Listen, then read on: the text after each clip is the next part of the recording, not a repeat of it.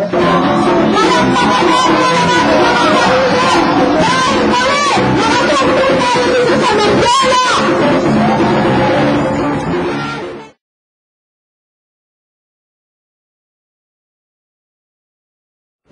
sa record lang, ano yung buong pangalan niya? Gina. Oo. Si Luis Luana, isang photographer. Katrabaho ko ngayon sa Agence France Press, pero nag-freelance na photographer. Yan. Paano kayo nagsimula yan sa Actually, siguro high school pa lang, napabili na ako ng sarili kong camera kasi maliit nga ako, lagi ako nakakita. Marami kaming litrato kasi sa bahay. Mami ko mahilig sa picture talaga. So, actually, ito yung magbubukas ka ng aparador kung mahuhulog yung mga litrato. Hanggang finally, pabili nga ako sarili kong camera ng high school. So, nag-umpisa ako yung kung ano lang, document. Nung college ako, after, kasi ako sa Baguio, tapos nagkasakit yung airpods ko, napilitan magtrabaho. So, after nun, nag-aaral ako ulit, nag-fine arts ako sa UU muna. Then, parang, panahon yung mga 80s, 81, nakakalit lang ng martial law, so, naging cartoonist ako doon sa Dawn, yung college paper. And eventually, ako na rin naging photographer nila. So, nalit yung parang martial law, di umpisa nang nagsushoot sa news as a news photographer for Daily Express. Doon na ako na sa mag-shoot. Tapos madalas, may Menjola, gano'n, mga rallies, kung saan dahil nagkaroon ulit ng resurgence sa mga protest. Pero, natatandaan ko lang talaga na unang mga coverage ko sa Menjola, namatay na si Minoy. Talagang, 83 August yun eh. So, ika-September, parang first year na kinommemorate nila yung martial law, nagkagulo. Nandun kami. Tapos tuloy-tuloy. Yung mga unang rally nyo na nakita mo, ano yung naalala mo din sa... Paano yung kino-cover? Paano yung simula ng coverage? Yung, usually kasi, di ba, panahon yung mga Nationalist Alliance, yung mga...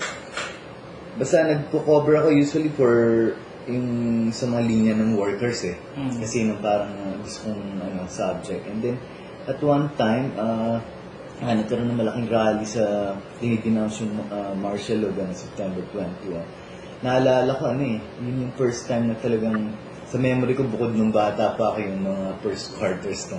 First time ko na-witness yung talagang violence doon. Sunugan ng bus, pinabato nila. Kasi may hinarang ng bus dun sa Menjola, gabi yun eh.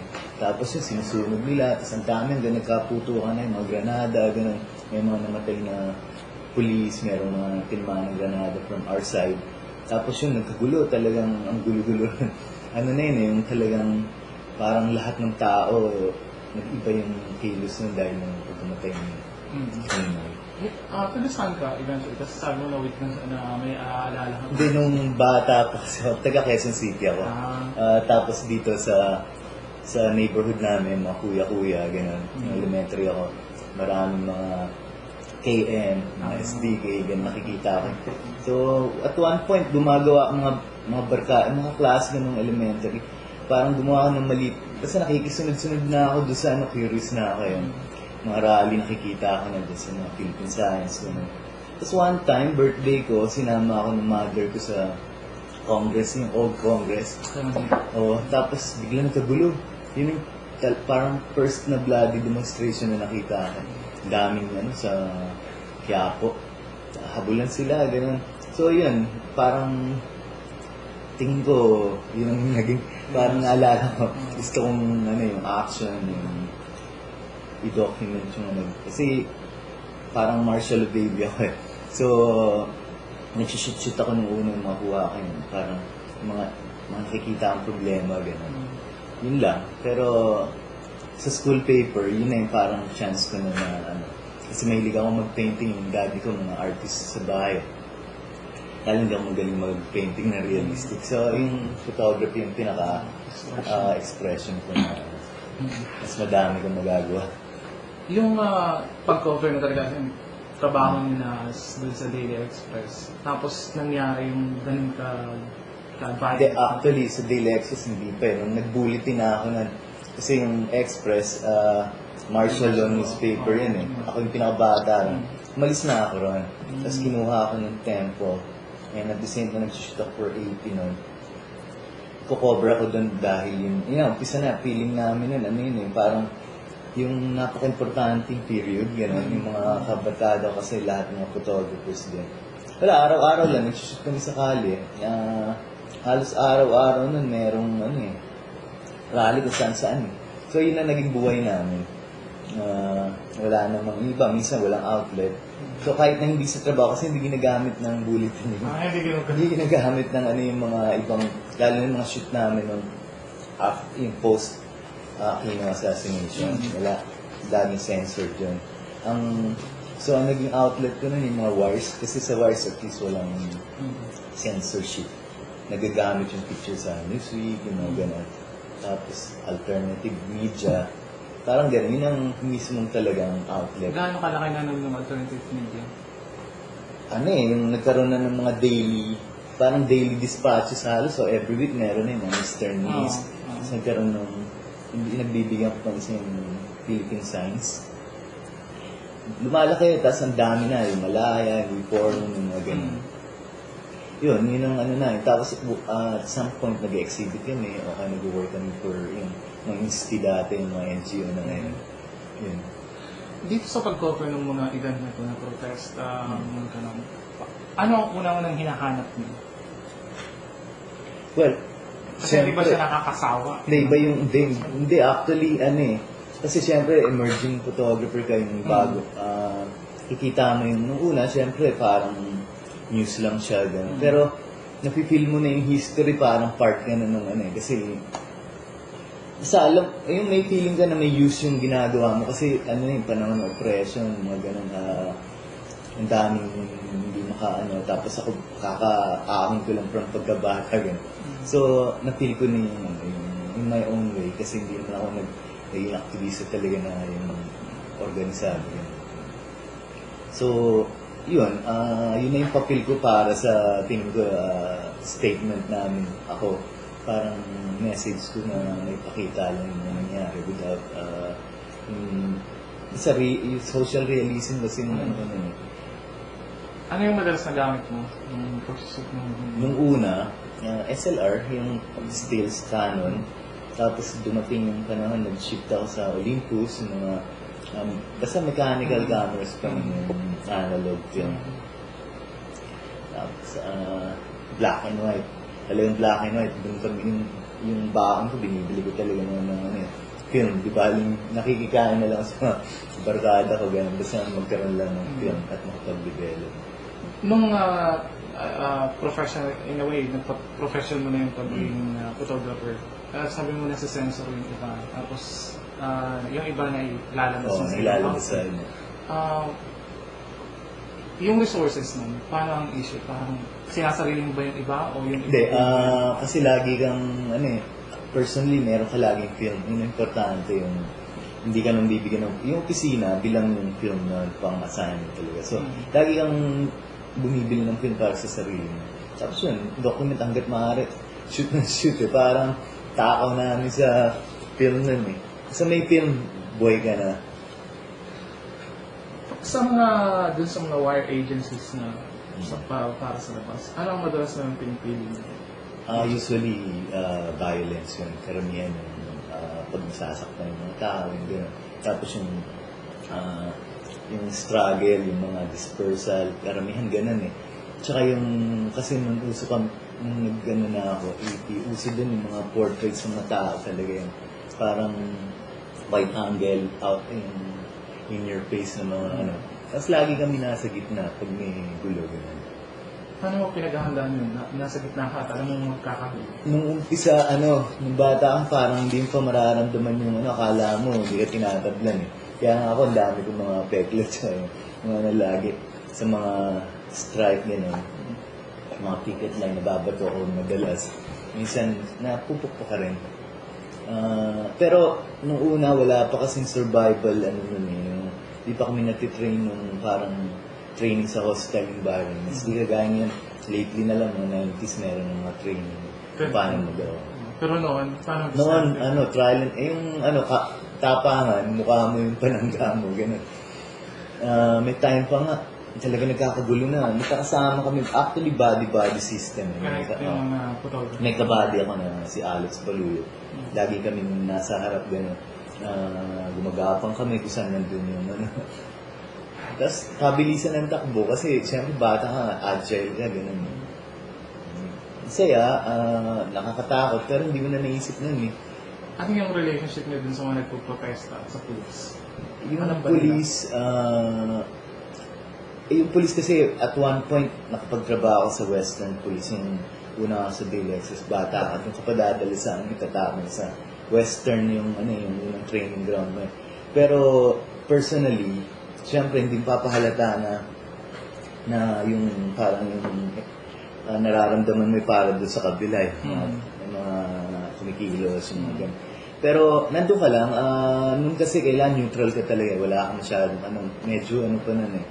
Mahigpit pa talaga, at saka ang daming intelligence, mga agent, mga ahente, gano'n. Tinitingnan ka nila, kinukunan ka nila, gano'n. Nakakaharas. Kinukunan kayo ang meeting? O kahit nung college pa lang. Lagi may nakasunod, kakaibigan ka. Minsan akala mo, kaibigan mo na. In the end, meron pang, alam na namin ng mga ahente, pero pagdating na lang nung turnover ng bagong government yung sa EDSA, sana yung napatunayan na ng intelligence kasi sana naka-uniform na sila, nasa mga tangke na yung dating kumukuha sa amin. Yun, yung iba parang paranoia na lang, hindi mo alam pero mararamdaman mo kung sino eh. So wala naman siyang pinaglalabasan ng mga pictures. Tapos, identified talaga sila. Pero hindi nila inaamin siyempre. Magugulpi sila, ganyan. Hinahabol. Kayo, may mga nalagay ba sa panganib yung buhay dahil sa mga... Yung sa security risk, gano'n. Yung saan tatandaan ko, hindi. Pero, siyempre, kailangan pag nasa, ka kasi yung frontline, nakiki-PR ka, both yung pero, mostly, noon kasi yung aware pa yung mga aktivista, yung mga kumikilos na kung sino, tingnan nila kung sino ka. So, kailangan alam nila talaga kung anong ginagawa mo. Yung police, madali na lang dahil may ID ka, minsan, kailangan mo kasi sa likod nila, so makikipagkwentuhan. Pero, hindi ako nakapag-maintain ng talagang na identified sa kanila. So, hindi naman. Tingin ko nun kasi media, naintindi nila. Hindi ko na naisip yung mga dangerous sa akin. Nasabi mo kanina yung nagko-cover ka, mostly yung mga nasa labor sector. So, pinupuntahan mo sila kung saan sila? Oo, kung saan. Minsan sa Bataan, kung saan sila mag-rally, doon kami natutulog. Yun, may time. Ayun, naalala ko na. Sa, dati sa Bataan may free EPSA. Oo, EPSA. Nag-shoot ako for, strike na talagang nandun yung steel workers sa processing zone. Doon ako natulog sa kanila. Ako lang mag-isa. So, nagkataon, wala na akong flash, so ayaw na pumutok yung ko. Nung pinagabihan, nung habang natutulog ka, bigla kaming ginising, yung mga ilaw na gano'n. Pulis, sinaras kami madaling araw. Hindi ko na alam kung ano gagawin, parang magugulat lang, tutulog ka pag gising mo, nandiyan na lahat mo. Yun, medyo kinabahan ako kasi ako lang mag-isa. Tapos sinushoot ko lang sila habang hinihila nila yung mga... Hindi naman nila ako ginalaw kasi may idea akong naipakita. Pero hinaharas talaga ako. Hindi naman nila kinuha ako ng Hindi naman. Kaya lang ako lang mag-isa nung ating gabi, hindi ko alam kung... Kasi dinadampot nila yung... Swerte naman. Kailangan marunong ka lang parang hindi mo talaga yung i-akos ng delikado. So, pag ganong pagkakataon, alam mo kung saan sila nagsimula, tapos eventually, makamarcha sila, halimbawa dito sa Maynila. Ayun nga, in a way, nagkakaroon ka na talaga ng... Yung may affinity ka sa kanila, immersion, yung immerse ka na, kilala mo na yung mga tao, alam mo na yung feeling mo sa loob mo. Tsaka alam mo na yung... Siyempre, alam ko naman yung nangyayari nun eh. Kaya lang, as a journalist, nahihiwalay ko pa yung sarili ko nun. Tapos, kasi madalas pero usually kasi pag nagkakagulo na gano'n, ang side mo talaga dun sa naapi. Kasi yung madalas may mga nasusugatan, madalas ako may mga first aid kit sa katawan ko. Kaya tumutulong ako lagi sa Ito yung mga 80s pa itong... O 80s gano'n. Hanggang tuloy-tuloy lagi gano'n. Kaya, basta, kasi nun basta mabilis ako talaga mag-shoot, tapos at the same time, kasi hindi ka pwedeng bitawan mo na lang yung camera mo dahil yung mga editor, hindi sila nag-accept ng alibis Kailangan may resulta ng picture. So, makagawa ka ng picture and then titigil ka at some point para tumulong na lang. Yun. Ilika sila, gano'n. Paano, mahirap ba balansin yun na alam mong nandun ka, alam mong ang kikitang, in a way, ang mailalabas na picture ay yung may violence. Then, alam mong masasaktan yung mga tao, then nandun ka naghihintay para mangyari yun. Ano pakiramdam mo? Then, noon kasi may minsan nagigilty ka parang kapag araw-araw ka nagko-cover parang feeling na siya. Pag wala nangyayari, masama ang loob mo parang gano'n. Yung no news is bad news Ganun sa amin nun. Pero at the same time, alam mo naman habang ang inaasahan mo talaga kasi nandito ka sa side lagi naman Hindi, mas delikadong side ka ng military kahit yung nagpunta ka sa mga zone, yung mga zone sa MPA, mas feeling mo, mas protektado ka sa kanilang side. Kasi yung military, ayaw nila na may nakikitang camera. Minsan baka sila pa yung manakit sa'yo nang hindi mo alam yung aksidente. So, mas at home ka doon sa side ng mga tao, yung mga manggagawa, gano'n. Yung masa. Yung sabi mo itong pagtulong sa kanila, may first aid kit ka at nasa. Gano'n. Ba't napunta ka doon sa puno? Sa gano'n? Oo. Hindi kasi yung bata ako, Boy Scout ako. Mahilig ako yung mga camping. Laging may dala akong gamit na gano'n anytime. Kasi as photographer, prone kami sa minsan, kasi dapat nandun ka sa yung ground zero pag may nangyayari. So, nangyayari nung madalas ikaw masasaktan kasama ng mga ibang biktima ng karahasan. So, parang at the same time, ka na rin, worker ka na rin doon na rescue worker. Yung dual na rin. Pero, yun nga, kailangan nyo munang ma-produce yung mga pictures na Oo, pero may mga time na hindi pababayaan mo na yan. Kasi yung conforme sa sitwasyon may time, bayaan mo na. Most of the times nga, pag nandun ka sa field kasi, sa picket lines, sa mga sa mob, yung mga ganun.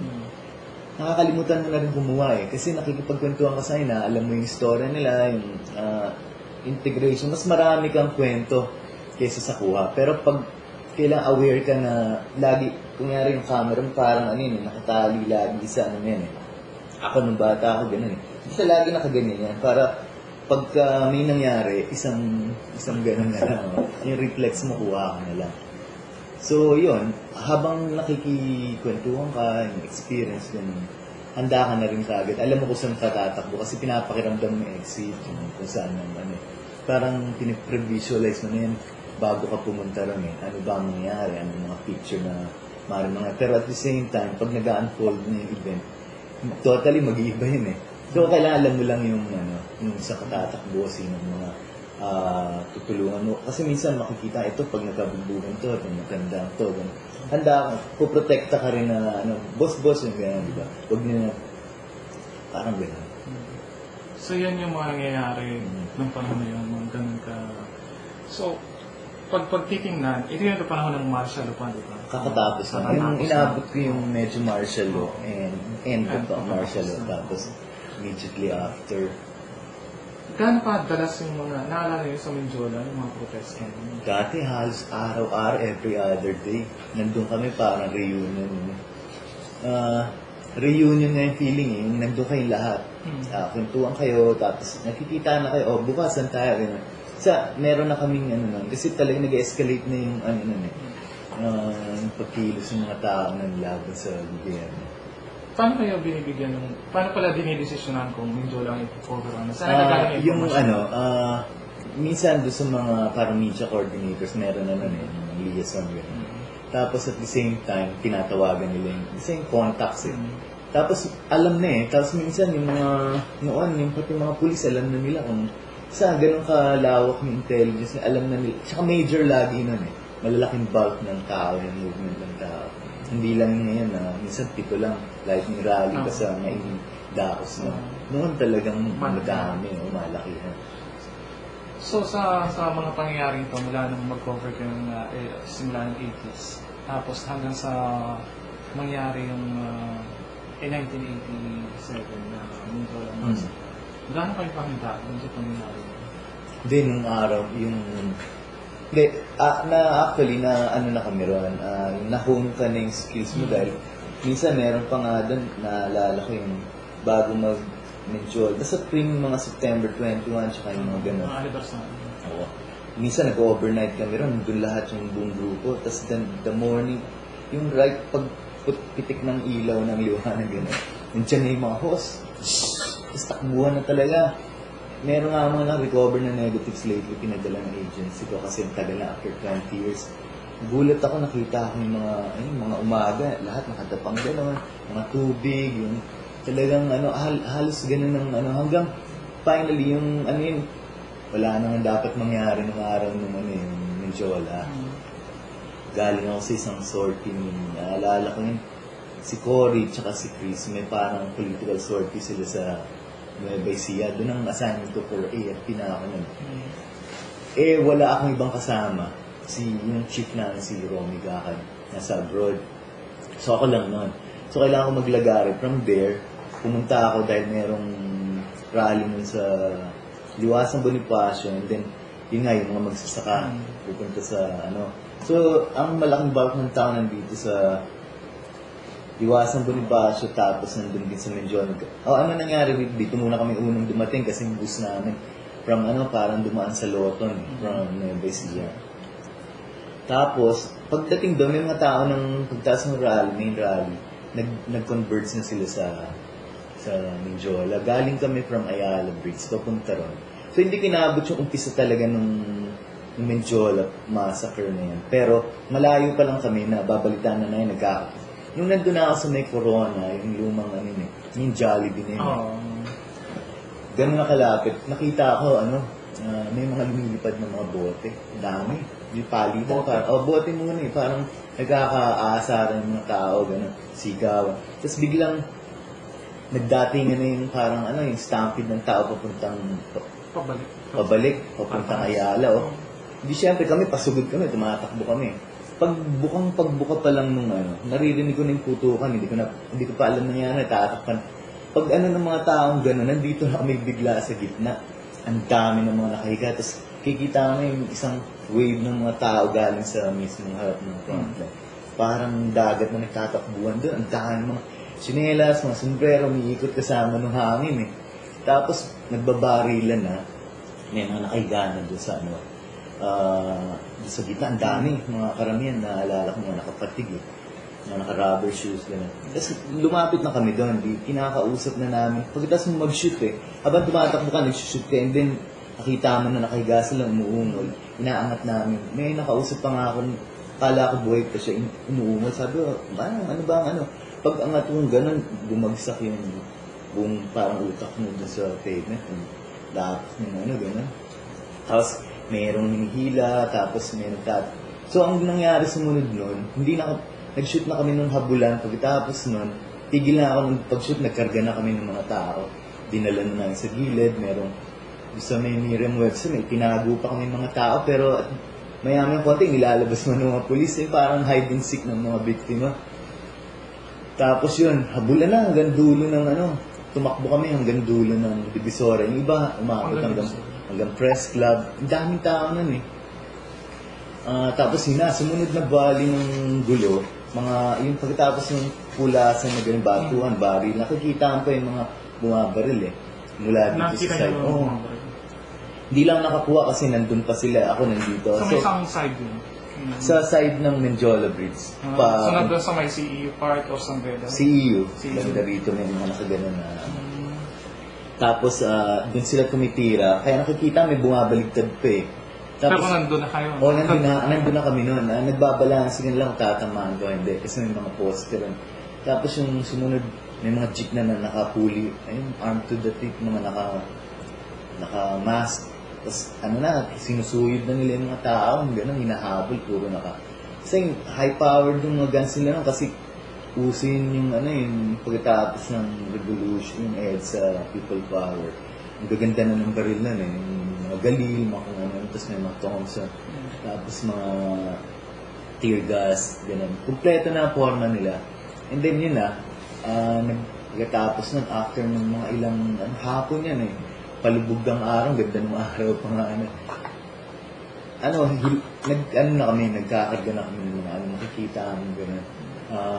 Yun ang concentration ng iba, nagsushoot pa rin pagka nakabitaw ka, konting shoot, gano'n. Kasi tapos na yung init ng wala nang way wala ka na mahabol din.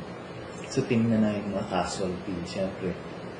Tapos tingnan kung sino yung nasugatan, pero wala naman silang tinitira na parang identified pa kung sino mga media, gano'n. Anong naging reaction ng mga police na sila nagawa? Mga militar na parang galit sila Walang tuloy-tuloy, parang na-carried away sila Kasi parang feeling ko nung nag-umpisa pa lang, parang may nag-umpisa na yung nagkakapiko na tapos pagputok, yung una kong putok, tuloy-tuloy na may mga putukan na hindi mo na alam kung saan nanggagaling. Pa-isa-isa, ganun parang snipe-snipe yung mga tao.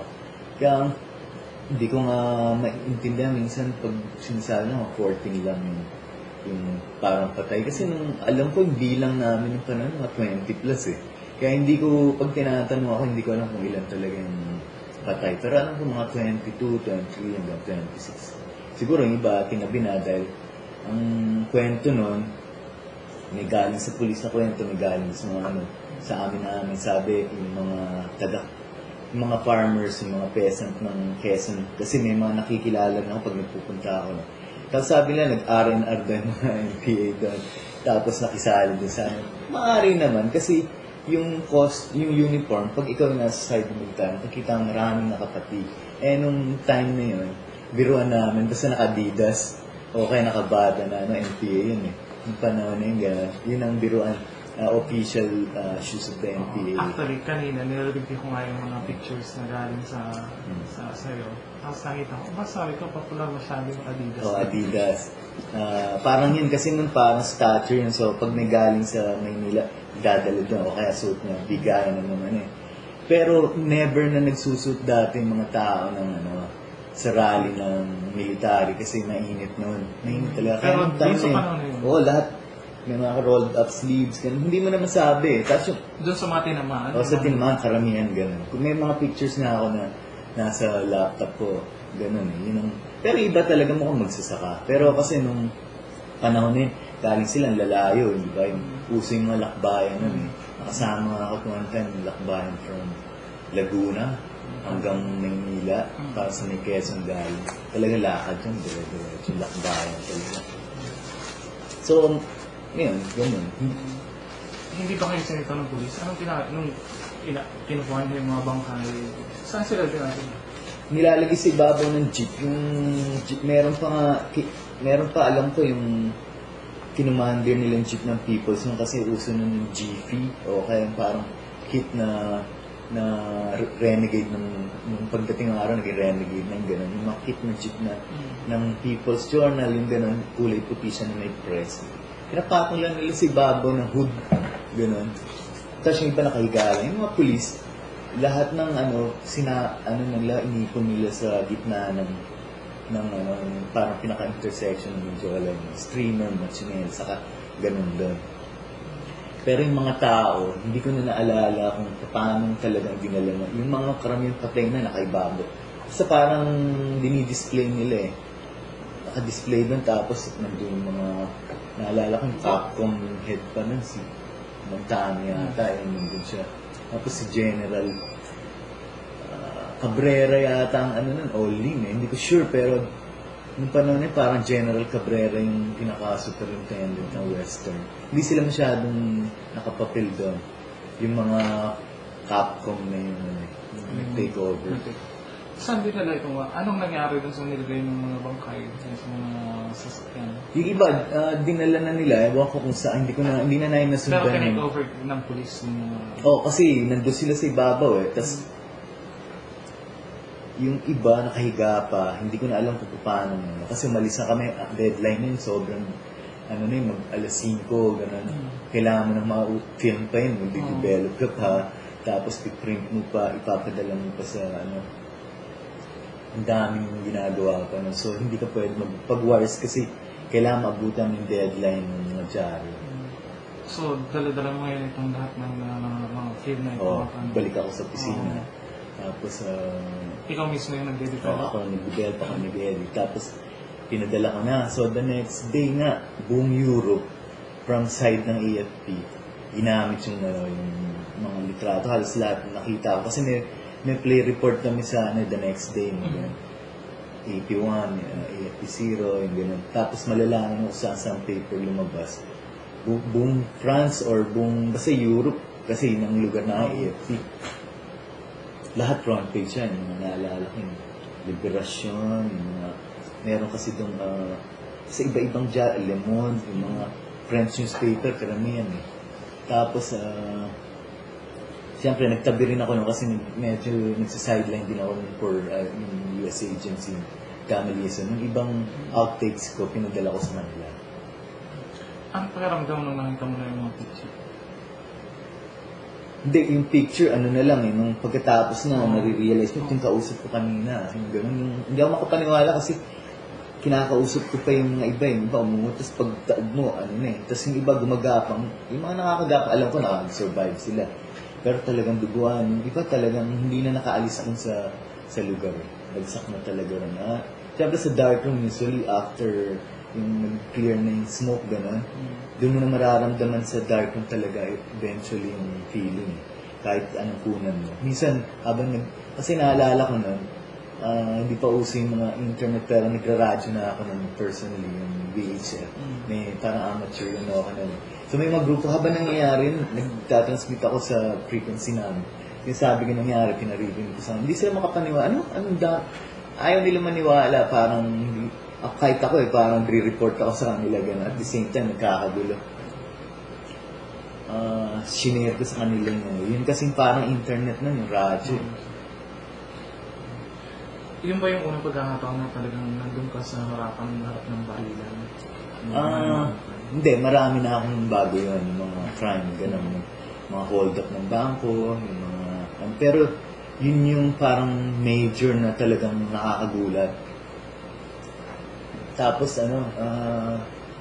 hindi nga namin alam kung paano, parang pagkatapos kung paano kang nabuhay pa rin eh. Kasi talagang lahat ng, basta makikita namin, nagtakbuhan pa ganun, paglampas ng lahat ng tao nandun ka sa gitna, ikaw lang mag-isa sa gitna.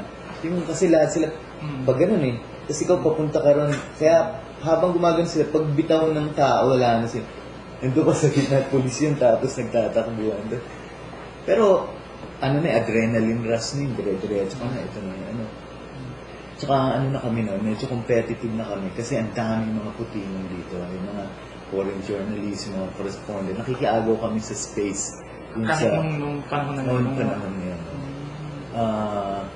Nandito na yung mga SIPA, yung mga Black Star, Gamaliason, mga gano'n. Yun yung inahabol namin na maka-compete ng picture din. So, nandun din sila, nagsushoot din. Nung panahon nagbubuhat ng mga bangka yun, nagbubuhat ng mga... Sila, nagsushoot sila. Kami lang mga Pinoy ang naghihila talaga. Sa kanila, talaga yun, yung...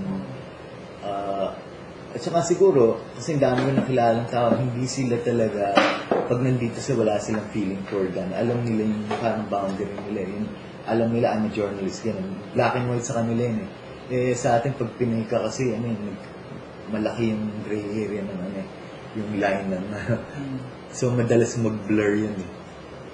Pero sa kanila, wala akong nakita sa lahat ng litrato ko, karamihan nandun sila sa picture shoot na gano'n. So, ito, after na mangyari yun, lumabas na sa balita, nag-circulate yung mga pictures na kinuha niyo. Napag-usapan niyo ba kayong magkakasama dun sa Mindiola ng panahon na yun? Ano yung kinikwento ng mga nakasama? Wala kwentuhan yung nangyari. Ganun, parang wala akong matandaan na pagkukwentuhan na yun. Parang lahat ng photography naalala nandun eh.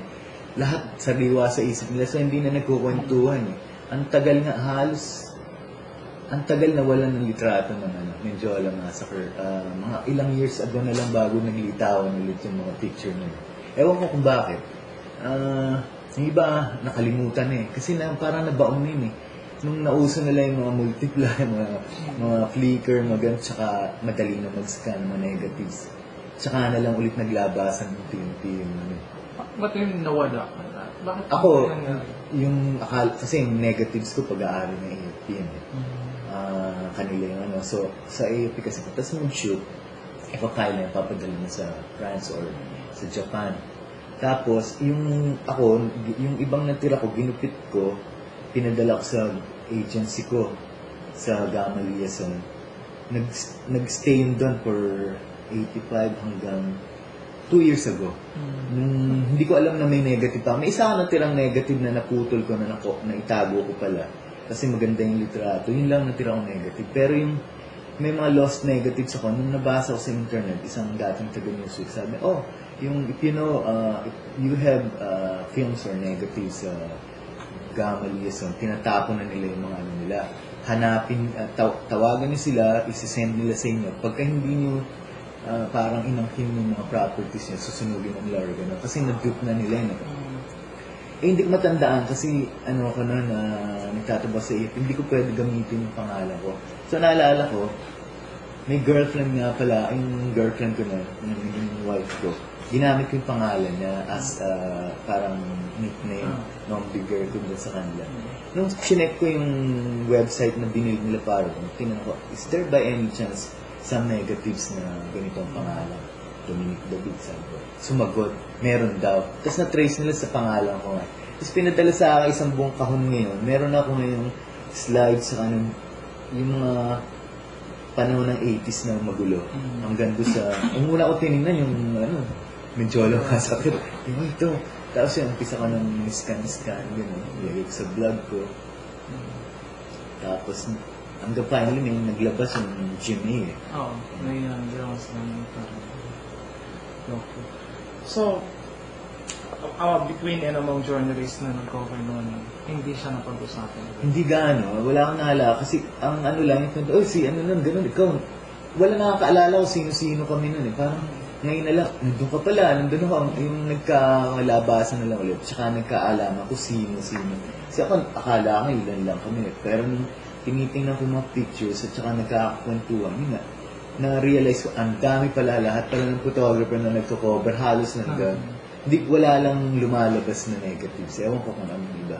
Ako may nakita ng isang kaibigan ko na nandun sa picture ko, na nag-retire na siya. Kanya na yung isang parang parkingan sa meron siyang lote sa gitna ng building ng yung Jollibee sa loob may parang oasis dun na kanya pala yun. Tapos na-discover ko sa kanya, meron pa pala siyang kasama siya ron Di umayaw na siya pero may mga negatives pa siya. Sabi ko, pare, the other day lang, pinuntahan ko siya, sabi ko, na marunong na siya mag-computer yan Sabi ko, nasa internet ka, yung nag-shoot ka, tsaka yung litrato. Ayun. So, after Menjola, anong epekto nun sa'yo? As a... Hindi ako makaniwala pa rin nun Kasi, alam ko, peaceful yung nun Tsaka wala hindi na uso yung violence nun Walang Tapos, yun nga, tapos nakalimutan. Hanggang ngayon feeling ko wala.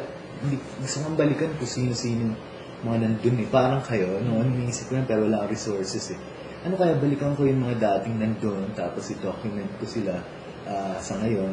Parang gawa ko ng 20-year tapos ano na nangyari sa kanila. Whatever na document ko yung gawa ko ng photo essay yung buhay nila, kahit ang kung may natitira pa, yung matatanda ko, other than yung mga journalist. Hindi, parang walang justice hanggang ngayon wala, ganun na lang. Parang like every other issue rito, magpuputok, tapos magdadie down, wala.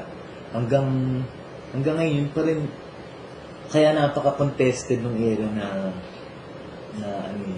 Menjola. Kasi nga, yun parang conduit ng boses ng tao para marinig Yun talaga yung kumbaga sa pinaka-physical na simbolo na naririnig ka ng pamahalaan, di ba?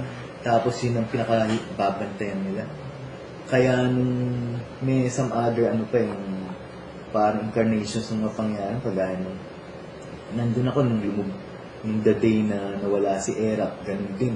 Parang very historic din sa akin yun, nandun yung mga tao. Oo. Tapos kasi lahat nagpuntahan dun sa EDSA para kaya ako nandun ako sa Mendiola kasi malapit talaga sa akin.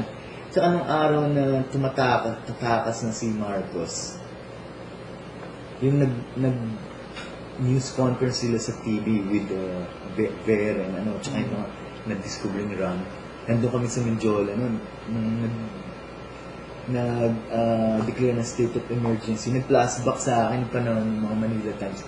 Lahat ng journalist yung hinuli. Nandun ko, sabi ko, si Marcos yan, hindi nagsasalit. Kasi may isang kaibigan kami na activista rin na never siyang, UG siya dati, naging mainstream photographer. Never siya nakatapak sa loob ng Malacanang. Pero nung napanood ko sa TV, nandun sa may maliit na beauty parlor dun sa Medjol. Kasi to, live to, kasi hindi nakakapasok nandun. Tapos at that point, may nagtatawagan na sa amin, sa radyo, na tumatalon na raw si Ramos na nandun sa Krame. Parang may cywar sila nun.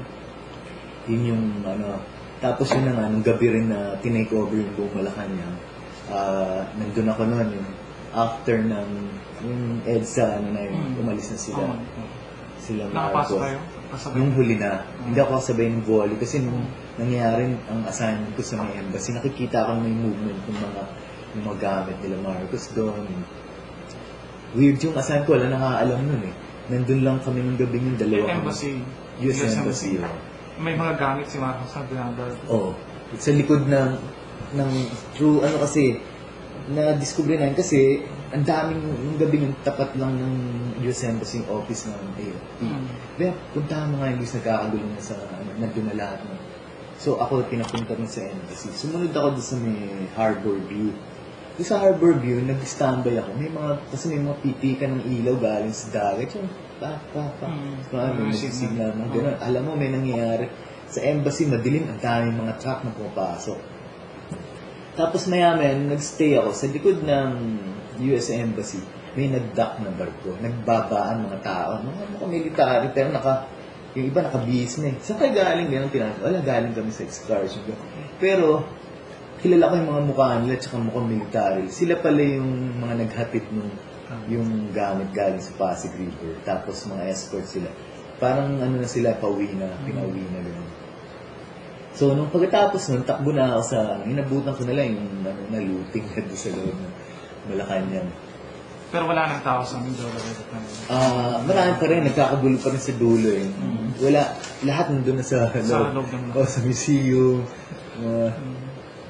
Ano yung atmosphere doon nung nakapasok? Nung nakapasok, yung festive yung mga tao. Pero at the same time, natatakot ako kasi nung prior to that, may mga, yung holdouts na loyalists, mga nananaksak. Yung parang, doon sa area? Sa area ng sila na yung parang panatiko na pumuprotekta. Wala na yung mga sundalo mismo, pero yung alam ng may mga nakafatid pa nun na nakunan yung mga kaibigan ko na may mga panak sa akin. Yung, alam mo, loyalists sila. Nasa loob din sila Malacanang? Sa labas ng Malacanang, hinaharas nila yung mga tao pasok. Tapos, the next day, sa Mendiola, yun, holiday, na parang museum na talaga. Lahat ng tao doon nagpupunta, gano'n. Tapos, yun. Kasi the morning before nun, doon pa sila Bongbong, kumakaway pa doon sa pinakikita pa nila na doon sila, nakapuntahan ko pa yun. Then after na, nag-ulat yung gulo na naman, yung May 2, May 1 nata, May 2, yung ang gulo talaga na, EDSA 3. Grabe rin yun. Bago tayo dun sa narabanggit mo rin, nandun ka rin yung EDSA 2 nung papaalis na sa era. So na-cover mo rin yung, nandun ka sa Mindoro area? Nandun ako sa Mindoro kasi parang symbolic yung rin eh. Yung takeover parang, ang na-imagine ko, nandun nagsasalita sa gisag, gano'n. Parang ina-explain niya na ganito, gano'n. Tapos, parang kailangan mag-step down muna si Erap bago talaga mapalitan niya. Parang ganun. So, may parang nandun lahat ng mga mga left din, gano'n. Nandun sila. Yung Mr. President, fuck you, gano'n yung mga litrato. Tapos, parang hindi masyadong magulo, pero parang malaking rally rin siya. At the same time, yun nga, maya-maya konti, dinideclare ng president si Ano pa mga umaga to tanghali? Magandang tanghali. Pero yung kapag yung nakita mo doon ay yung pagtipon na talaga ng mga tao. Oo, gano'n. Na parang pinaalis pa rin si Erap. Pero nabalitaan na parang bumigay na. Gano'n. So hindi magulo. Hindi siya. Nandun lang sila talaga. So anong panahon ni Erap, naalala ko lagi kami nakakatapak sa Menjola. Walang pagpigil talaga. Oo. Yun ang isang panahon ni Erap. Talagang free doon. Ang lalaking rally. Ang gaganda ng picture doon. Yung pag umakit ka talagang makakapal yung ngayon, bihirang nangyari Yun pala, pag nakapogat ka ng Menjola, but besides nung nangyari yung masakit na bigla na lang nasa una, ngayon usually, saan kayo pumupwesto? Sa mga taas dati. Kasi may naalala ko bago pa yung magkagulo ng mga kilab. Meron kasi mga araw dyan. Noon may mga araw. Ang ganda nung graphically, pag nasa ibabaw ka, tao na purong mga naka-anti-riot, tapos barbed wire, tapos dito yung left, no? Parang yung confrontation, gandang litrato, tapos may mga arrow, graphic yung maganda. Visually, siya, parang kompleto sa elements. Pero, minsan pupunta ka sa likod para makunan yung barbed wire, papunta sa tao, or kung forme ko yung film, yung story ng araw na sa side ka ng pag may magandang visuals. Kasi, kailangan mo ayusin talaga yung picture para magamit.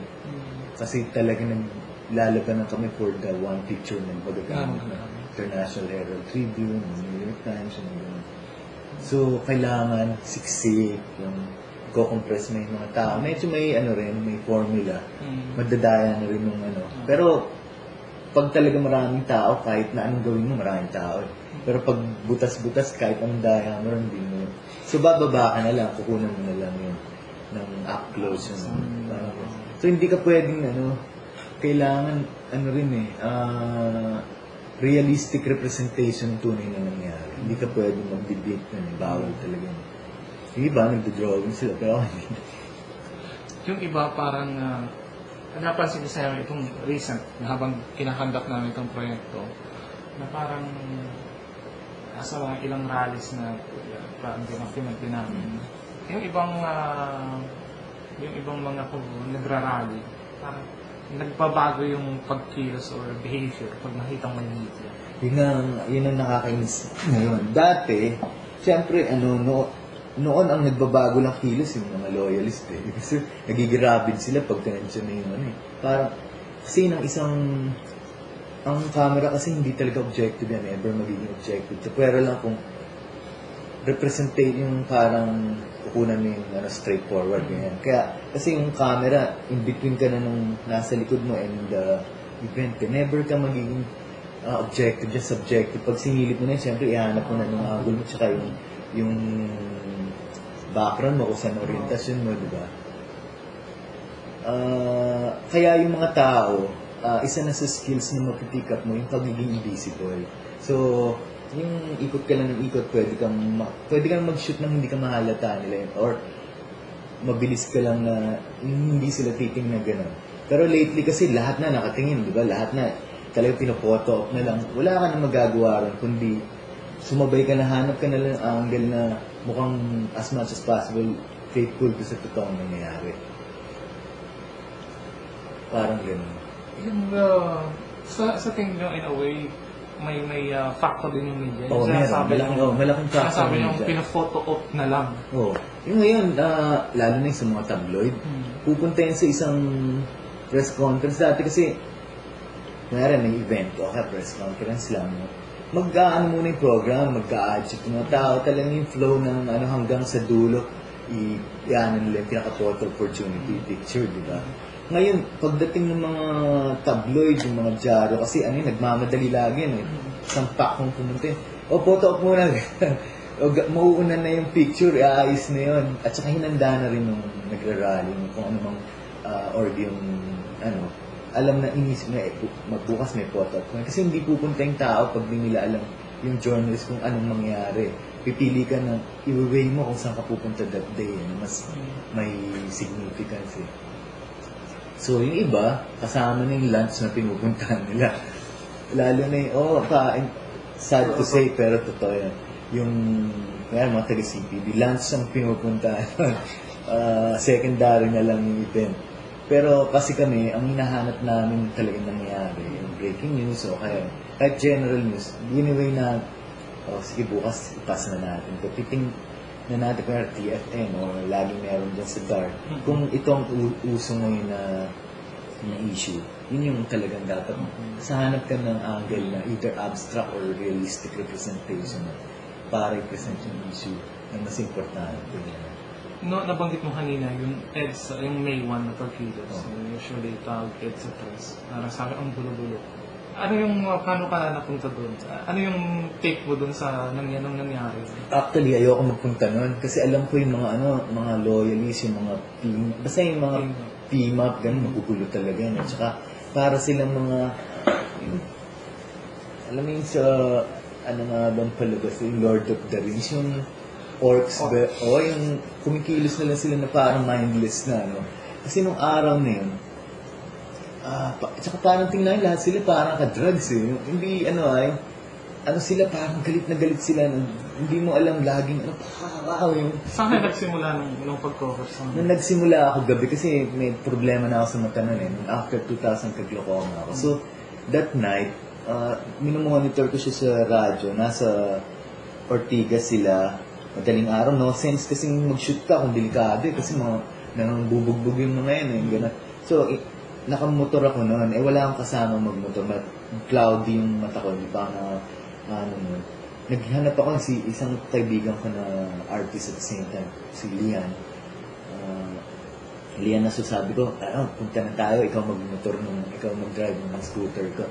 Pagdating na nila sa may Ramon Magsaysay sa dumiretso na kami paliwanag na. Nandun na kami sa nagkakaroon na ng konting confrontation sa harap ng ng gate ng mismong Malacanang pero ang dami na kasi mga container van nun eh.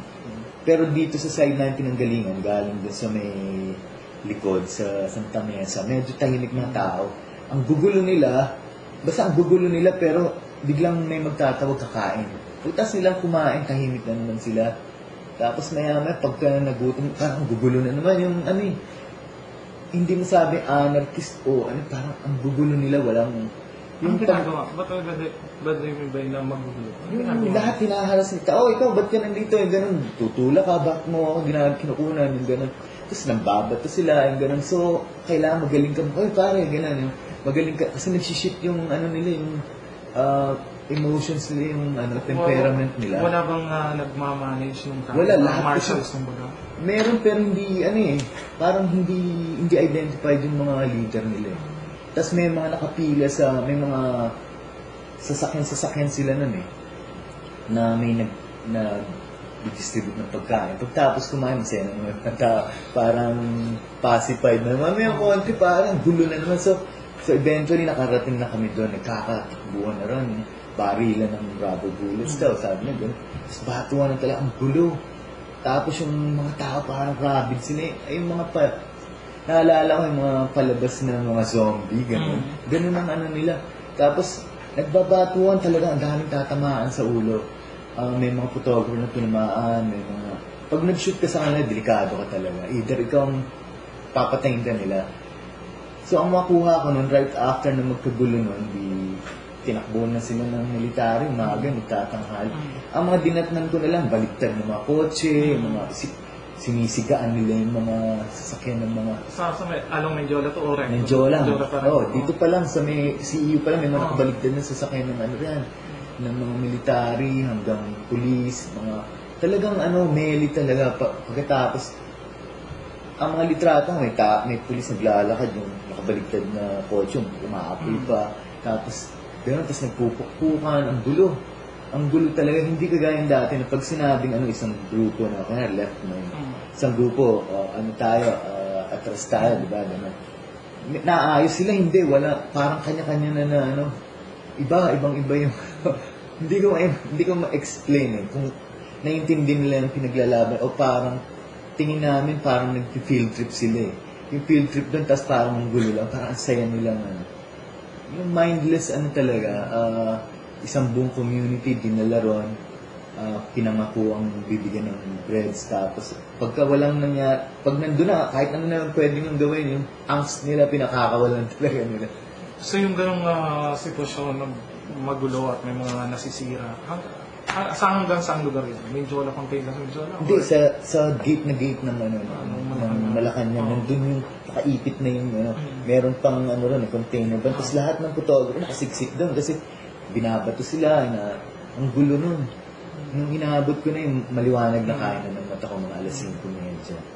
Doon na ako nag-umpisa mag-shoot. Hanggang hapon na ang gulo-gulo talaga. So yung mga ganong karanasan na sa naisip mo, ang gulo-gulo nito. Tapos kung ikukumpara mo dun sa mga pinagdaanan mo dati, parang... Pero ang alam mo, ang nakakaano lang doon, iisang patch of land lang usually yung pinagkakabuluhan nila. Yung either, lang, Ortigas, ito lang, parang, ang laki-laki ng buong Pilipinas, di ba? Doon lang nag-decide yung fate ng bayan sa araw na yun talaga. Parang lang, yung, hindi ko alam kung, minsan, kagaya ng Maku dito, parang caustic war lang. May isang sample, lang, pag nanalo tayo sa board na to, di ba? Yun lang, hindi ko rin masyado maintindihan yung larger picture kung paano talaga nag-decide yung So siguro may mga gambit, may mga tao, yung mga sa paligid, di ba? Talo kayo dyan, sige, talo na kayo, gano'n. After nung nakita mo na yung sa EDSA 1, Tubags ni Marcos, Mindoro Massacre, EDSA 2, itong May 1 na Tequilas, ano pa ang hinihintay mo? Ano pa posibleng mangyari sa Mindoro? Sa mga point of view ng isang Sa Menjola? Actually, pag masasabi mong, nakita ko na lahat. Parang gano'n. Pero kagaya huling nakita ko, yung si Cabell. May mga time na nakaka-touch talaga kasi talagang ever since nandun siya sa forefront, medyo okay, gano'n sila, Cabell. Hanggang nauna pa sa kanya sila, Ulala, mga gano'n, nasundan ko yan. Tapos, yun, yung araw na yun, dapat pupunta ako sila. Pero dinicide ko, walang iba nagpunta kasi na wires, nandun ako maaga. May mga nagsushoot sumunod na mga ibang siya. Pero, yung pulang-pula talaga sila nun. Symbolic, sandali-sandali lang dumaan doon. Medyo binatulang bulaklak pabalik kay GMA. Parang nagbigay si GMA yata. Bulaklak, ito na yung plastic gano'n. Parang symbolic, lang talaga yung, yun yung, kahit si, kasi yung panahon nun, si Don Chino, laging, siya, ang dami rin kalokohang game na ginawa ng matanda rin doon May time, naghihila pa ng parang toy car rin doon alam mo, matanda na siya na parang titingin mo senile na yung gano'n. Pero may mga kilos siya na simbolo ng parang pakikipaglaban na iconic Yung naka-white brim hat siya na parang katipunero. Ganun yung may mga, ang dami nangyari doon, tsaka maraming mga poignant na litrato na alala ko. Minsan madaling araw, lahat ilaw lang doon dati, dilaw na parang weird na ilaw, mercury lang. Tapos lahat may mga, laging may harang doon ng mga barber na triangle pa nun, solid talaga. Tapos mga tao nakaupo lang na gano'n. Ang daming nangyari doon. Minsan, takbuhan, mga bata, matanda, baligtaran, nahihilong damit, ginugulpe, gano'n. Ang daming nangyari, mga Muslim, minsan nandun, gay, lahat na ng tao doon nagpupunta. Yun ang talagang parang stretch of land na napakaliit pero napakalayo. Tapos yun, at the end of the day, wala nang nangyayari, parang walang effect. Hindi sila naririnig mo nandun. Rin, parang nakakapagod na rin. Pero at the same time, ano ba naman yung kailangan pabayaan? Yun yung talagang nandun lang na i-voice out ng tao na symbolically, ba't mo kailangan yan, di ba? Ano ba naman problema pagkatapos na pwede mo Hindi naman mangyayari na siguro yung kagaya yung mawawala tao tapos nilulusubin. Parang nawaya talaga yung kanila or hindi ko ano pa maaaring mangyari parang ano pa ba maaaring mangyari sa Ortigas, sa EDSA, di ba? Kaya kami, ang ginagawa namin yun, nagko-concentrate kami sa mga marginalized na tao, documentary na lang poverty, in a way, yun na yung talagang, di ba? Yung news, pabugso-bugso na lang nangyari. Pag minsan may lightning rally, konting ilahan, ganun. Hindi na masyadong significant kasi kahit yung mga photo editor sa abroad o yung mga feeling nila, lalo na yung mga puti sabi, why are you covering that? Nagpapagamit na lang tayo dito sa sa propaganda ng bawat isang araw-araw propaganda na lang talaga, gano'n. May ganun sentiment pala sa side. Oo. Tapos kami naman, okay sa amin dahil yun hinahanap na araw-araw maaari magkaroon at any moment ng action. Kasi pag pinabayaan mo yun, pag nakalampas yun, lagot ka sa opisina, hanapan ka ng picture, di ba? So, yun, minsan pinipili pa rin. At the same time, may mga taong close na sa yung lugar na parang pag pumunta ka rin, nabubuhay ka ulit eh. Yung basta may magic din yung lugar na yun. Gano'n din ba ang Jola? Sa akin, lagi ko binibisitin. Dati kasi nung nagpo-cover ako ng bata pa ako. Before merong malaking rally, pumupunta na ako. Tinitingnan ko na. May time pa nga nun, tuwan-tuwa ako yung mga shoot ko ng before the rally na malalaki. Mas magaganda kasi during the rally. Kasi minsan, merong sundalong, dami-dami sa likod, naghihintay na sila. Yung mga 2 or 3 hours before, 5 hours. Tapos minsan, may mga barbed wire. Tapos sa harap, minsan may bata lang na nagbabike na maliit na gano'n. Pag pinagsama-sama yung mas matindi yung di ba, yung repression na nararamdaman mo. O kaya pagkatapos ng rally, pagtahimik mo lahat yun. Pero yung actual, template na lang yun parang pare-pareho na picture nun Yung, tingnan mo ngayon, blue yung ditong police, tapos kung sumala, pula-pula, dilaw-dilaw, yun ba? Yung nabanggit mo kanina, yung nagpapagamit sa propaganda, I mean, nababanggit din ba yung mga editor dito sa mga kasama mo na hindi yung mga sa international press? Yung sa mga dito, may mga editor kasi naka-entrance sa mga dyaryo na galing din sila sa ganun, so naiintindihan yung issues saka yung sensibilities nila, ganun. Pero yung mga ibang bansa na ang dami kasi nangyari sa buong mundo rin ganyan, pero doon talagang galing. Dito kasi halata mo yung na lang araw-araw may mga message na ganito. Yung, punta kayo dito, ganun ha. Sige, punta kami rin, ganun. Alam mo na magpapagamit ka na at the same time, yung mga editors kasi galit sila sa, hindi na nila, wala na ba kayo, mag-features na lang at punta lang kayo sa tingnan nyo na lang yung stock exchange o yung currency, kung ano status niya, o poverty, o kaya kung merong water, gano'n, parang gano'n. Hanap kayo ng mas makabuluhan na Kasi yun, the same picture all over again. Tapos alam nila na in states na lang. Yung transparent, ang hirap na kumuha ng natural na picture na mukhang totoo talaga. Pero lang yung mga issues na kagaya ng kabel, mararamdaman mo talaga yung emotions ng mga tao. Meron din, kasi mga workers dahil malapit sa puso nila yung paghihirap nila, may mga iba yung desaparecidos, yung feel talaga nila yung gano'n. Pero yung may iba lang na parang pang-funding, hindi sa meron mga iba na party-party na lang na para na lang i-justify yung funding na pinadala sa yun. So, kailangan lang picture na yun lumabas, the next day, di ba? Parang justification yung gastos. May gano'n. May mga parang gano'n. Labasin na natin kasi gano'n talaga. In a way, pag inisip mo, itong mga bagay na ito hindi nangyayari ng 80s dito. Hindi pa... walang ganun ng 80s. Talagang lahat wholeheartedly nagpupunta. Kaya minsan di ako marami nagsasabi, yung mga binabayaran, yung at tayo mga taas sa bayad naman yung mga sabi ko, hindi mahirap explain sa kanila kasi hindi nila napagdaanan yung the whole period Wala naman binabayaran. Ngayon meron, pupunta ka na, syempre bibigyan ka ng pagkain, maghapon ka nandun, kukunin ka from Baseco, gano'n. Syempre papakain ka dahil na-displace mo yung tao ng araw na yun, di ba? Pero hindi mo ikakategorize na bayad yun. Binabayaran lang mga trabaho. Okay, yung trabaho nila, yung mga media liaison, yung party, yung Siyempre, trabaho na nila, yun ang laban nila. Trabaho talaga nila. Pero yung mga iba kasi naiintindihan, yung mga community org na nila. Pero kaya minsan, yung mga, pag nagko-cover ka, maririnig mo sa jeep, ay na naman, visit ng mga raal talaga. Yung mga jeepney driver, gano'n, di ba? Lagi sinasabi, kaya na naman, hindi na nila noon, may rally ulit, gano'n. Natutuwa sila noon, pag may nangyayaring gano'n, parang feeling nila may mangyayari. Ngayon, hindi, sa kanila, annoyance na lang ngayon. Exactly. Yan yung... Nawala yung, hindi na yung tao, hindi na nila keep track kung saan nagpunta kasi ang dami ng kung ano nung ano eh. Hindi na nila alam talaga yung central na kung bakit.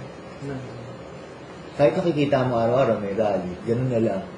Kasi minsan rally, ano lang, simpleng caption eh.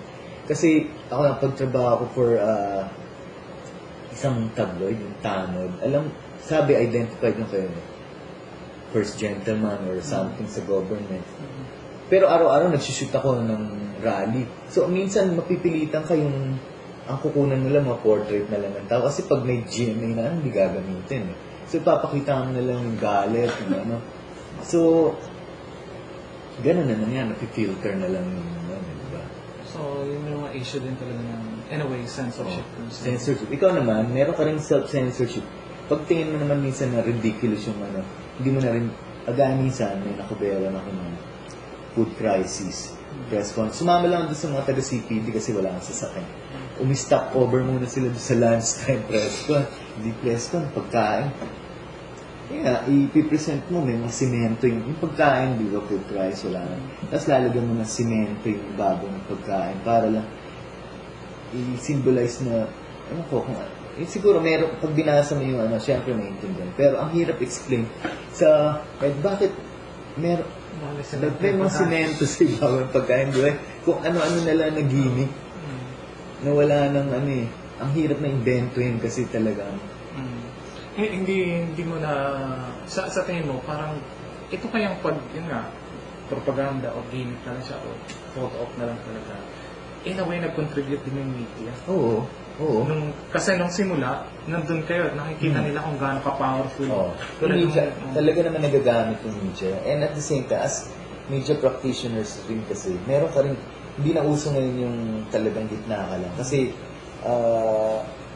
ikaw na rin magsisensor sa sarili mo at the same time, yun na yung, kasi ngayon, kagaya ko, nag-aaral pa rin ako ngayon na pilit, dahil meron sa AC of James at Ateneo. Tanda ako na nga, pero nag-aaral pa rin diploma ng portraiture. Mas marami kang matututunan kasi, kasi sobrang, yung punong-puno na, saturated na ng visual images sa mundo. Kailangan ihiwalay mo na yung tao na nakaunawa rin, para ihimay yung visual language, yung visual literacy. Kailangan yung litrato mong ginagawa, in a way, yung mga symbols nun talagang nagpi-play kung may message. So, kailangan educated na rin yung mga media practitioners para ikaw na mag-filter out kung anong tama at anong universal na symbol na nakaka-identify kahit cross-cultural yung ano yun, di ba? Parang ganun. Nag-iiba na rin yung media ngayon. Sobrang dami na kasi ng litrato kahit saan. May citizen journalism, may hobbies, may ano. So, kahit internet yan, hindi faithful sa reality yan, di ba? Kung hindi ka marunong mag-balance, pag first lang ka, kala mo ito yung totoo. So, kailangan educated na rin yung mga kahit na readers. So, simula 80s hanggang ngayon, tapos nabanggit mo kanina, minsan may pagkakataon tinitingnan mo yung mga negatives mo, mga dating kuha. Doon sa mga nangyari sa Menjola, may mga pagkakataon mo naisip mo, na aalala mo yung eksaktong pangyayari at naisip mo, sana ibang anggulo na lang ito. Sana iba na lang. Picture-wise. Siyempre, lagi yan eh. At every end of the day, pag tinitingnan mo ina-assess mo yung litrato niya lagi. Kasi, tomorrow, ay ba, hindi ko nakita itong titingnan mo rin yung picture ng iba eh. Ang galing niya, nakasilip pala niya. Ako nasilip ko rin, pero iba yung treatment niya. So, pinag-call together mo yung ano ng ibang tao. Parang binubuo mo siya para mas, as a whole, mas effective yung picture mo. Yun ang ano. Kahit naka-style ni ganito to, gano'n. Titingnan mo rin kasi, nakakatulong talaga. Tapos titingnan mo rin yung trabaho ng tao sa ibang bansa kung mainstream pa rin, naiintindihan mo pa rin, ganun pa rin ba sila mag-produce ng images, diba? Sa Menjola sa ngayon at given yung lahat na nangyari doon, kung pupunta ka ngayon, kung walang rally o ano, may posibilidad pa ba makakita ng isang iconic na picture? Oo, ako lagi akong nagpupunta rin kasi may kaibigan akong pinapasyalan doon, tapos ang trabaho kasi, pag wala akong shoot, mag-shoot ako. Yung pupunta sa Cali, tapos ikot ako ng University del Quiapo, Binondo, Sol. Lagi akong dumadaan sa ano, yung naghahanap ako ng parang migrations kasi yung habang tumatanong ka, nagbabago yung Mindiola eh. So, minsan, may magandang naglalakad lang na hindi mo mapipredict kung ano mangyari. Naghihintay ka sa isang lugar na alam mo na doon lahat ng elemento. Pagdaan ka ng MRT, tapos yung minsan progress, minsan yung contrast ng pangyayari. Yung mga parang dialectics ba yun, gano'n eh. May mga gano'n ka mabubuo, street photography na main center stage pa rin ng ang Mindiola. Mga estudyante dadaan sa may barbed lang, gano'n. Minsan kahit sunog na malita, meron kang matutsempo na iconic ka rin. Nagtuturo ka ba ng... Minsan workshop, pero may estudyante ako. Kasi yun dahil dyan sa 82 na yan. Kundit nga yung 1982. At yung pinag-usapan nga kanina, parang may iconic pa ba, may posible pa bang bagong lumabas sa Mindiola? Ako palagay ko na yan. Hindi, mahirap sa protesta ng sa protesta ng mga tao. Sa punto de vista ng isang... Ako, nung isang araw, palagay ko meron ako sa litrato na feeling ko iconic na picture ng mga supporters ni Beltran. Ewan ko lang kung nilabas sa ibang bansa, pero ginagawa kasi at the end of the day, kahit na magamit ng nilalabas ko, sinise-publish ko sa blog or sa ganun, para may share sa tao. So, para sa akin, napaka-iconic na kasi hindi ko nasundan yung living yung kabel, pero dun sa moment na nandun siya, siya parang last glimpse. Nandun, ganda ng picture. Kung gusto makita lagi ko yata sa Flickr ko eh. Si Alex. Flickr or Multiply. Po kasi sa ang problema ba sa Gilnet, block yung Flickr. So, blogspot lang po yung nati-check. Flickr block? Dito sa UP. Sa UP? Parang nagtitipid kasi yung UP. So big block. Nagtitipid o sinisensor? Hindi naman. After 5, pwede mo lang ma-access after 5 during workouts. Anyway, yun sa Multiply meron. Pero konting litrato lang yan. Meron pa akong pero sarili ko lang kasi nung umagang yun hinabol ko sila. Tapos doon ko na-check ko. Basta simple lang. Tapos yung mga napag-aralan kong konti sa school, nadagdag ko ng konti yung mga elements na importante. Sabi ko sa sarili ko, paborito ko rin to. Kasi nakunan ko si Kabel dati. Talagang sinasakal siya sa may Manila Hotel. Mayroong rally room na talagang sinakal siyang ganun ng kahoy. Ito, matagal na. Siguro mga 2004 siguro. Parang ganun. Sila, yung KM may mga kopya nung gano'n. Meron silang sariling kuha. Alam ko, binigyan ko rin sila nun, pero yung sa akin, hindi ko alam kung nasaan na. Pero nasa isang agency nun, hindi ko lang, sinubukan ko i-retrieve last 2 weeks ago eh. Hindi ko makita yung site eh. Parang naka-block din. So, yun, maaaring pang meron. Basta conforme lang sa tamang pagkakataon, not necessarily naman yung Mindiola mismo eh, basta yung area mo. Kasi usually, sa caption naman, laging kasama, lalo ng awards yung the historic Malacanang, Mindiola is leading to the Presidential Palace. Kasi, bihira mangyari pag paturo doon, usually nakatalikod mga tao. So, may mga pa rin yung everyday life. Basta lang sasabihin ng Mindiola din siya. And, panghuli na siguro to, natural, kung sa ngayon talaga hindi matatawarang veterano na kayong lugar at may mga bagong photojournalists na nakakasama kayo. Ang dami Nabanggit mo ba ito sa kanila? Hindi, lagi kami nagkukwentuhan sa mga may forum na iba, tapos kasi kami meron yung Philippine Center for Photojournalism, parang organization. Tapos mga bata, meron kami e-group doon, tapos may mga meeting kami lagi. Tsaka madalas meron mga sama-sama mga bata, kwentuhan, tapos nire-relate mo yung kung ano yung nangyari, tapos minsan nilalabas ko yung mga luma akong shots, parang retrospect, ginagawang flash or para lang maging bago yung tsura, tapos with multimedia, gano'n. Para lang maalala nila. Tapos kwentuhan, gano'n. Sinishare ko yung, kagaya yung tinanong mo kanina, di ba, yung kung nagtuturo ako. Kung pwede lang magtuturo. Kasi, kaya nga ako nag-aaral ulit ngayon, kahit diploma lang. Kasi, nung nangyari na yun, natigil yung pag-aaral ko dahil nadala na ako nung tapos nagkasakit yung airpods ko kasi noon. Kaya natigil ako sa UP noon para magtrabaho, para buhayin yung pamilya na yun. And then, hindi na ako nakabalik. nag-fine arts ako pero hindi ko na rin natapos. Kaya ngayon parang symbolically gusto ko tapusin to para yung lahat na napag-aralan from the streets, picket line, mailagay ko sa isang structured na school ulit.